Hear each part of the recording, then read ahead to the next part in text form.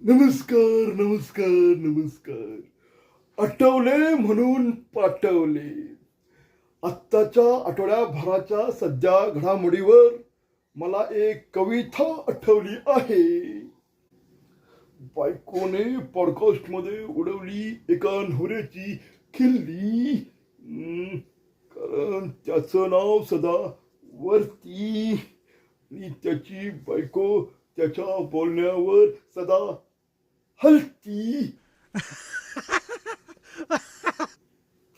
आता परत काय? हा हा, दादांची दादागिरी दिल्ली ते गल्ली. दादांची दादागिरी दिल्ली ते गल्ली.